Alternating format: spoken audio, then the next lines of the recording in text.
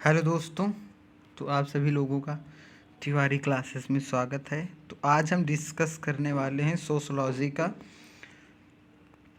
एक ऐसा टॉपिक जो एग्ज़ाम की दृष्टि से काफ़ी महत्वपूर्ण है। प्रश्न है, वर्ग से आप क्या समझते हैं? मार्क्स एवं वेबर के वर्ग की अवधारणा का वर्णन कीजिए। तो इस पर हम उत्तर में लिखेंगे, वर्ग एक खुली व्यवस्था है जिसकी सदस्यता व्यक्ति को उसकी योग्यता व गुणों के आधार पर मिलती है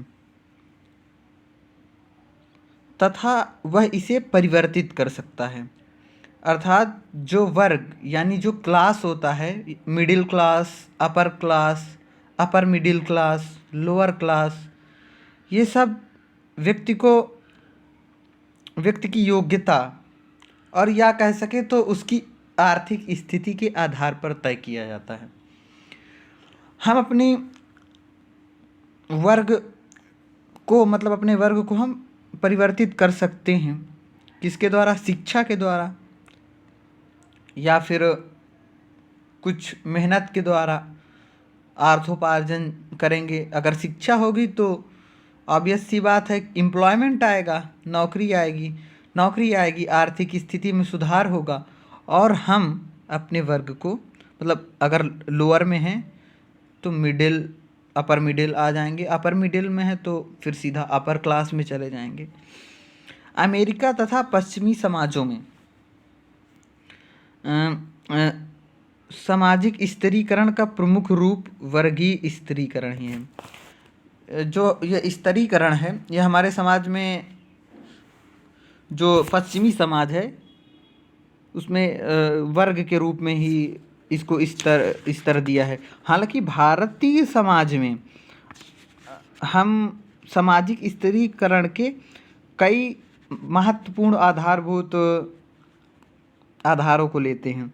जैसे हम इसको समाज का स्तरीकरण हम जाति व्यवस्था के अंतर्गत करते हैं और जाति के बाद हम उसको वर्ण के पर्सपेक्टिव से भी देखते हैं, जाति और उपजाति के उससे भी देखते हैं और जाति और वर्ग, इसके हिसाब से भी हम अपने भारतीय समाज का स्तरीकरण करते हैं। वर्ग व्यवस्था व्यवसाय, धन, शिक्षा, आयु और लिंग पर आधारित है। वर्ग शब्द विभिन्न व्यक्तियों की सामाजिक आर्थिक स्थिति के आधार पर समाज में विभिन्न विभाजनों को संदर्भित करते हैं। इसका तात्पर्य है कि एक समान जीवन शैली, यानी कि आपकी एक समान जीवन शैली हो, एक समान आय श्रेणी, शैक्षिक योग्यता वाले व्यक्ति एक ही वर्ग के हो सकते हैं। जैसे हमारी जीवन शैली, हम स्टूडेंट हैं तो हम लोगों की जीवन शैली अलग है। एक बनिया होगा, व्यापारी होगा, उसकी जीवन शैली अलग है। आय और शैक्षिक योग्यता वाले व्यक्ति एक ही वर्ग के हो सकते हैं। जैसे क्लर्क का अलग वर्ग हो गया, ये अलग वर्ग के हैं। प्रोफेसर का अलग वर्ग हो गया, ये अलग वर्ग के हैं। क्योंकि कहीं ना कहीं उन लोगों की जीवन शैली, आय और शैक्षिक योग्यता बराबर ही रहती है। चलिए बढ़ते हैं आगे। एक मिनट, दूसरा स्लाइड चेंज करना पड़ेगा।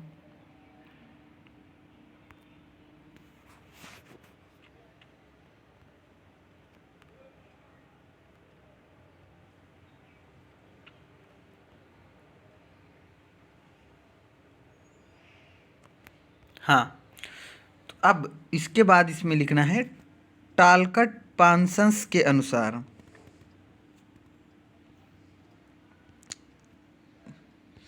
रेजर लगाएं, इसको मिटाएं।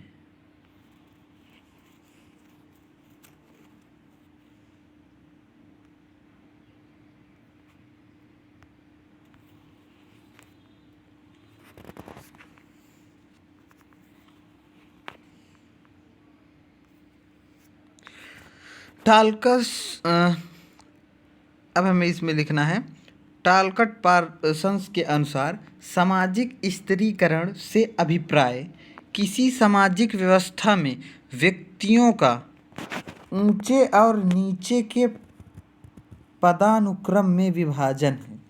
टालकस पार्सन्स का कहना है कि जो हमारा समाज है, जो स्तर मतलब कि एक स्तरीकरण हुआ है समाज का, से अभिप्राय किसी सामाजिक व्यवस्था में व्यक्तियों का ऊंचे और नीचे के पदाक्रम में विभाजन है।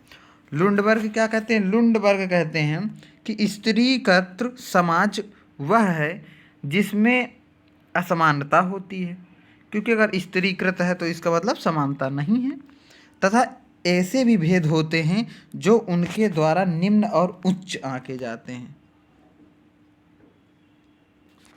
स्पेंगलर के अनुसार स्त्रीकरण का आधार अभाव है। अब ये कैसे अभाव? स्त्रीकरण का मतलब अगर कोई शिक्षा से वंचित है उसको हम अलग स्तर देंगे, कोई धन से वंचित है उसको अलग स्तर देंगे, सबके लिए अलग अलग स्तर है। इसके बाद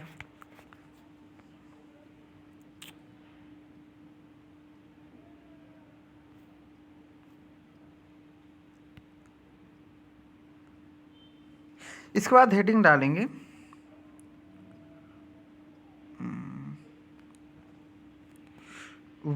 वर्ग की मार्क्सवादी अवधारणा।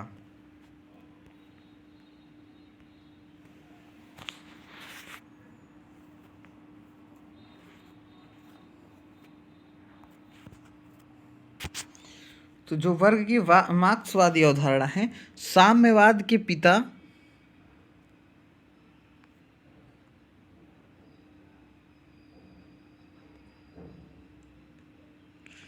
मार्क्स ने, साम्यवाद के पिता कार्ल मार्क्स ने वर्ग की आर्थिक व्याख्या की है। बुजुर्गा की समाज में, ये कोई समाज है बुर्जुआ समाज, उच्च स्थिति उसकी, बुजुर्गा की समाज में उच्च स्थिति है। तब कोई समाज रहा होगा उसका नाम था बुर्जुआ की समाज में उच्च स्थिति है, क्योंकि वो उत्पादन के स्वामी हैं, वो प्रोड्यूसर हैं, अर्थात उनके पास पैसा ज़्यादा है, तथा श्रमिक वर्ग जिनके पास उत्पादन के साधन नहीं हैं उनमें भी भेद किया है। किसने? कार्ल मार्क्स ने। यही है वर्ग की मार्क्सवादी अवधारणा। मैक्स वेबर ने भी वर्ग की परिभाषा आर्थिक तत्वों का प्रतिफल कह कर की है। गिन्सबर्ग का भी विचार है कि वर्ग के प्राथमिक निर्धारक तत्व आर्थिक ही होते हैं, यानी ज़्यादातर जो हम वर्ग का स्त्रीकरण करते हैं वो हम आर्थिक आधार पर करते हैं। अगर कोई ज़्यादा पैसा वाला है उसको हम अपर क्लास का मानते हैं, जो थोड़ा कम पैसा वाला है उसको हम लोअर क्लास का मानते हैं। तो ऐसे ही होता है। इसके आगे लिखना है, मार्क्स ने यह भी कहा था कि सभी पूर्व इतिहास वर्ग संघर्ष का इतिहास है, यानी कि प्राचीन समय से ही हमारे समाज में वर्ग संघर्ष था। वर्ग संघर्ष तब समाप्त होगा जब श्रमिक वर्ग संगठित होकर रक्तीय क्रांति द्वारा पूंजीवाद को उखाड़कर समानता पर आधारित एक अंतर्राष्ट्रीय वर्गहीन समाज की स्थापना करने में सफल हो जाएगा। मार्क्स कहता है कि ये जो वर्ग संघर्ष है शुरू से ही, ये जो हमारा श्रमिक वर्ग था या जो हमारा थोड़ा लोअर वर्ग, जो वंचित वर्ग था, वह शोषण का शिकार शुरू से रहा है। तो वर्ग संघर्ष तब तक समाप्त नहीं होगा जब तक श्रमिक वर्ग संगठित होकर रक्तीय क्रांति, यानी कि एकदम हिंसा क्रांति द्वारा पूंजीवाद को उखाड़कर समानता पर आधारित एक अंतर्राष्ट्रीय वर्गहीन समाज, यानी कि कोई वर्ग नहीं, पूरा समानता की स्थापना करने में सफल हो जाएगा। ये वर्ग संघर्ष तभी खत्म होगा। जैसा अब भारतीय समाज में भी है कि जाति और वर्ग में, कास्ट एंड क्लास में ज़्यादा डिफरेंस है नहीं, मैक्स वेबर के अनुसार दोनों ही परिस्थिति समूह हैं। जो जाति है, जाति और वर्ग, ये दोनों परिस्थिति समूह हैं।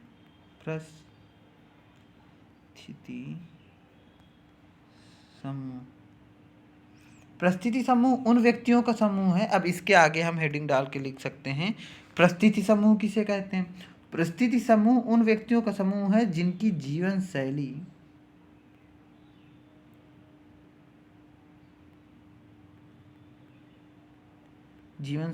एक जैसी हो। यही बात वर्ग में भी कह रहा है कि समान जीवन शैली, समान शिक्षा, समान आय वाले व्यक्ति का अलग वर्ग होता है।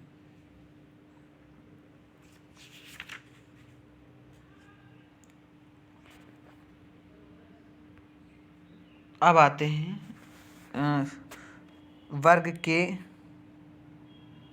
वर्गों के कार्य।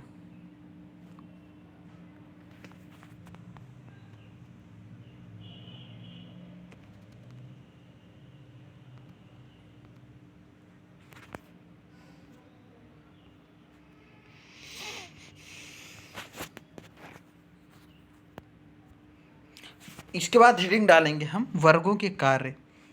समाज में लोगों को विभिन्न वर्गों में क्यों बांटा जाता है? क्यों न सभी व्यक्ति अपने व्यक्तिगत गुणों के आधार पर सामाजिक प्रतिष्ठा को प्राप्त करें, बजाय उस वर्ग के आधार पर जिससे उसे कुछ विशेषताओं के कारण संबद्ध कर दिया गया है। क्योंकि प्रत्येक व्यक्ति की बुद्धि, शिक्षा, उसके व्यक्तित्व, चातुर्य और चरित्र में बड़ी भिन्नता होती है। बिल्कुल सही बात है। हर व्यक्ति की बुद्धि अलग है, हर व्यक्ति का शिक्षा अलग है और हर व्यक्ति का व्यक्तित्व भी अलग है। इसलिए प्रत्येक व्यक्ति के साथ बिना किसी वर्गीकरण को ध्यान में रखे उसके गुणों के आधार पर व्यवहार किया जाना चाहिए। जैसा कि पहले था, जो वर्ण व्यवस्था थी वो सबसे आदर्श व्यवस्था थी।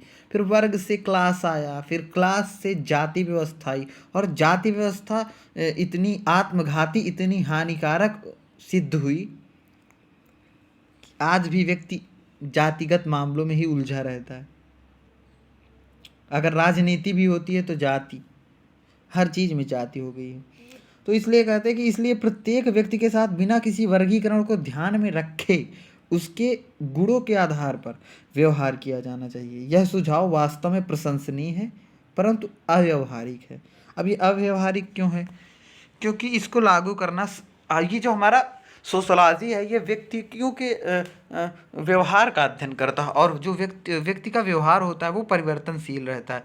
इसलिए कोई भी जो रूल होता है वो हम डायरेक्टली समाज में लागू नहीं कर सकते, और ना ही कि एक दिन में ही सारा बदलाव आ जाएगा। जो भी समाजशास्त्र में कोई भी रिवॉल्यूशन आता है तो वो धीरे धीरे ही आता है। तो इसमें लिखेंगे नंबर 1 पर सरलीकरण। सरलीकरण में लिखेंगे व्यक्तियों का वर्गों में श्रेणीकरण संसार को सरलीकृत करने का एक साधन है। समाज में हम अजनबी व्यक्तियों से मिलते हैं जिनके व्यक्तिगत गुणों का हम पता नहीं लगा सकते, इसलिए हम उनको वर्गीकृत करने की प्रणाली का सहारा लेते हैं और उनके साथ वर्ग के सदस्यों के रूप में व्यवहार करते हैं। ऐसे वर्गीकरण के अभाव में हमें सभी व्यक्तियों के व्यक्तिगत गुणों का पता लगाने के लिए तथा उनकी परिस्थिति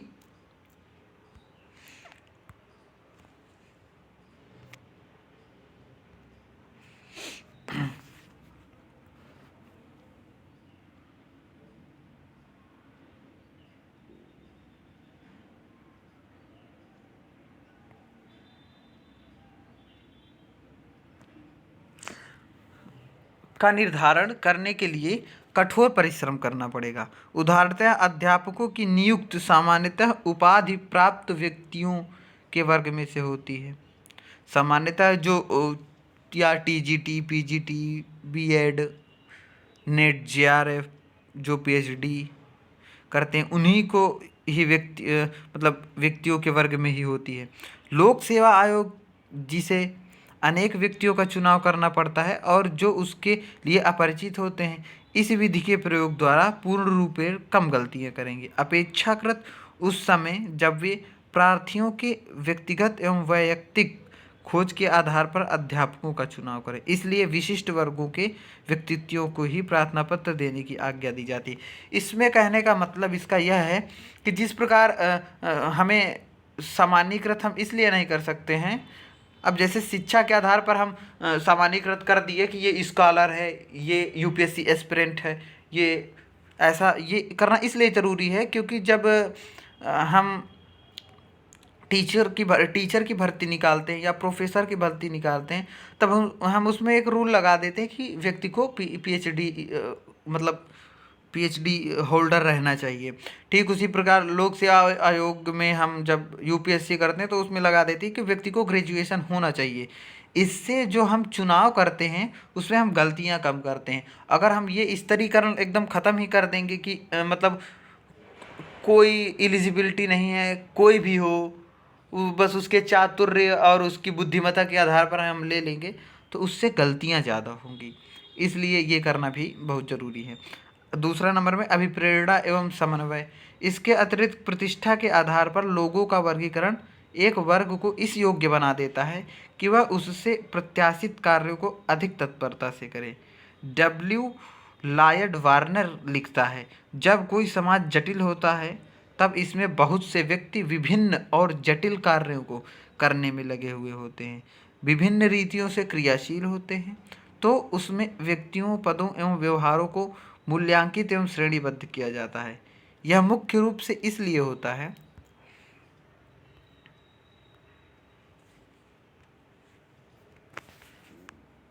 वन सेकेंड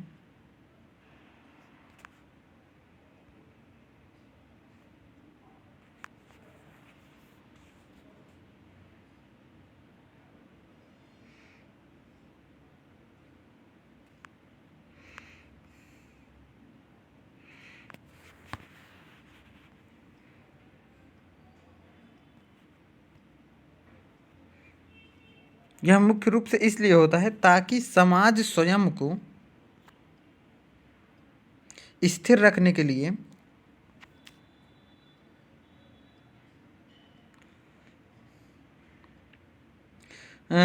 लिए अपने सभी सदस्यों के प्रयत्नों को साझे उद्यमों में समन्वित करके इन सभी उद्यमों को एक कार्यशील संपूर्ण व्यवस्था में दृढ़ एवं समाकलित कर सके।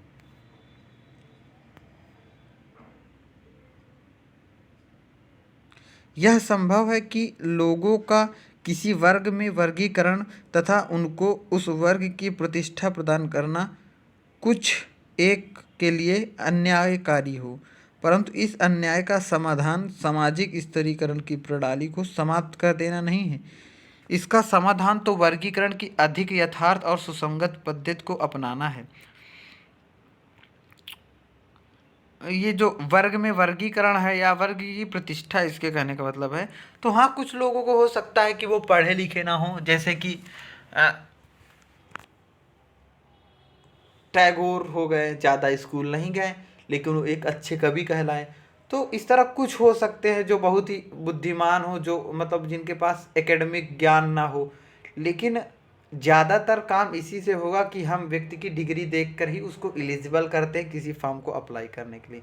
ठीक उसी प्रकार हर एक क्षेत्र में, चाहे वह औद्योगिक क्षेत्र में हो, चाहे वो सरकारी क्षेत्र में हो, हम हर एक क्षेत्र में उसकी डिग्री से ही उसका वर्गीकरण करते हैं, अर्थात उसको एलिजिबल मानते हैं और उसी हिसाब से उसका प्रेफरेंस सेट करते हैं। इसके अतिरिक्त व्यक्तियों का समाज में उस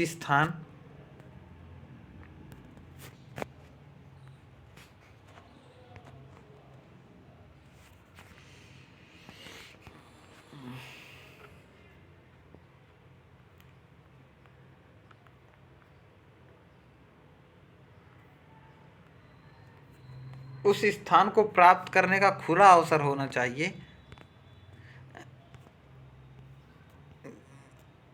जिसके लिए वे योग्य हैं, अन्यथा समाज में अदक्षता एवं रोष छा जाएंगे।